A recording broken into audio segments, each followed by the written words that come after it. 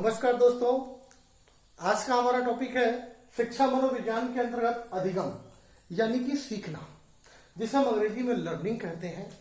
जैसा आप और हम सभी जानते हैं, जब एक बच्चा या एक शिशु पैदा होता है तो वो तमाम जन्मजात शक्तियों में से दो मुख्य शक्तियों के साथ पैदा होता है। एक होता है रोना और दूसरा होता है दूध पीना। इन दो शक्तियों के अलावा बालक जितना कुछ सीखता है, आप हम सभी जितना भी सीखते हैं इस धरा पर आने के पश्चात ही सीखते हैं। ये सारी प्रक्रिया को हम सीखना कहते हैं। अगर हम एक अन्य शब्दों में कहें कि कुछ लोगों का मानना है कि बार बार प्रयास करने से कोई चीज सीख ली जाती है। अगर कोई बालक साइकिल चलाता है, बार बार साइकिल चलाता है, गिरता है, साइकिल चलाता है, गिरता है, लेकिन उसका सीखना मुकम्मल तब होगा जब वास्तविक रूप से साइकिल पे बैठ के साइकिल चलाना सीख जाएगा। जब वो पूर्ण रूप से साइकिल चलाएगा तो हम मान जाएंगे कि हाँ, बालक ने साइकिल चलाना सीख लिया। व्यक्ति पैदा होने के बाद यानी कि जन्म से लेकर मृत्यु तक कुछ न कुछ सीखते रहता है। अगर कोई व्यक्ति कहे कि मैं बहुत अनुभवी हो गया हूँ, बड़ा ज्ञानी हो गया हूँ, पर ये सत्य नहीं होगा, उसमें भी मिथ्या है। व्यक्ति पूर्ण रूप से कभी पूर्ण नहीं हो सकता। ऐसा दुनिया में कोई व्यक्ति नहीं जिसमें कोई बुराई ना हो और जिसमें कोई दुर्गुण ना हो। अर्थात व्यक्ति के अंदर कुछ ना कुछ कमियां रहती हैं। वो मरने तक, जन्म से लेकर मृत्यु तक, आखिरी सांस तक कुछ ना कुछ सीखता रहता है। कुछ एग्जाम्पल के तौर पर अगर बताऊं तो आपको यकीन होगा कि एक व्यक्ति जब मरने वाला होता है तो मरने के कुछ देर पहले सोचता है उसके परिवार के लोग क्या आपस में क्या बात करते हैं कि अपना पेपर्स कहाँ रखे हैं, जमीन के पेपर।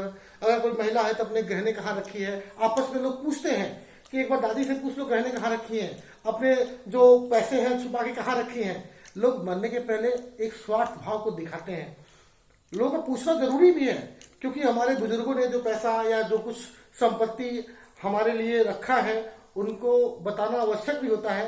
तो उस इंसान को, मरने वाले इंसान को वहां आभास होता है कि मरते मरते लोग मेरी संपत्ति के बारे में पूछ रहे हैं, अपनी प्रॉपर्टी के बारे में पूछ रहे हैं, धन गहने के बारे में पूछ रहे हैं, पर कोई मुझे बचाने की नहीं सोच रहा है। जबकि ऐसा नहीं, कुछ लोग बचाने की सोचते भी हैं, काफी प्रयास करते हैं। खैर, वो दूसरा मुद्दा है। अपने मुद्दे पे बात करते हैं कि सीखना किसे कहते हैं।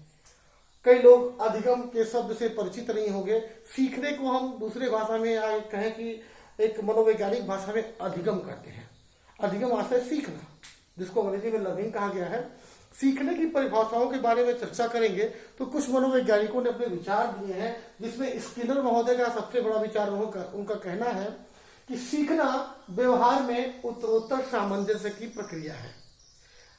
सीखना क्या है? व्यवहार में उत्तरोत्तर सामंजस्य की प्रक्रिया है। यानी आपके व्यवहार में अगर सामंजस्य आता है कुछ परिवर्तन के पश्चात, उसे हम सीखना कह सकते हैं। अगर दूसरे वैज्ञानिक की मत देखेंगे तो क्रॉनबेक का कहना है कि सीखना अनुभव के परिणाम स्वरूप व्यवहार में परिवर्तन द्वारा व्यक्त होता है। अभी कुछ देर पहले मैं चर्चा कर रहा था साइकिल के बारे में या साइकिल चलाने के बारे में, तो कहा जाए कि जब व्यवहार में परिवर्तन दिखेगा तो आप सीखना कहलाएगा।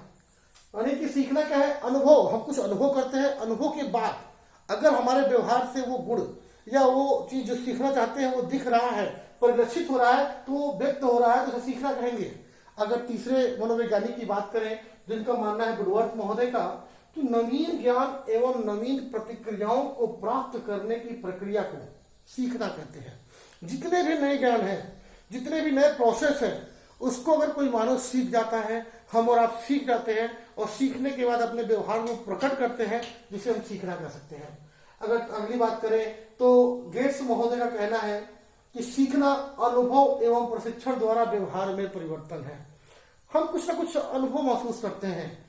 सीखने की प्रक्रिया के बारे में बात करें तो बैठे बैठे इंसान कुछ ना कुछ सीखता है, कुछ देखकर सीखता है, कुछ किसी को सुनकर सीखता है और हम सोचते रहते हैं। तो इसके आधार पर कह सकते हैं कि सीखना अनुभव प्रशिक्षण द्वारा व्यवहार में परिवर्तन है।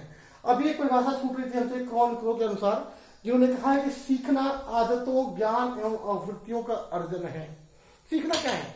हमारी कुछ आदतें हैं। हम बैठे बैठे कुछ ना कुछ, बाबा रामदेव ऐसे करते करते, इससे भी सीख मिल रही है। हम बैठे बैठे कुछ देखते रहते हैं कि पक्षी अपना घोंसला कैसे बना रहा है। वो हमने देख लिया कि पक्षी तिनका तिनका जोड़कर अपना घोंसला बना रहा है। यानी बैठे बैठे भी सीख रहे हैं। आसपास कहीं भी सौर मंडल आप देख रहे हैं तो कुछ ना कुछ सीखने को मिल जाएगा। अंत में एक परिभाषा जिसमें सीखना जीवन पर्यंत चलने वाली प्रक्रिया है। बिल्कुल सही बात। सीखना क्या है? जीवन पर्यंत चलने वाली प्रक्रिया है। आप जन्म से शुरू करते हैं, बच्चा पैदा होने के पश्चात आखिरी तक वो कुछ ना कुछ सीखते ही रहता है। अब आगे बात करेंगे कि सीखने को प्रभावित करने वाले कारक।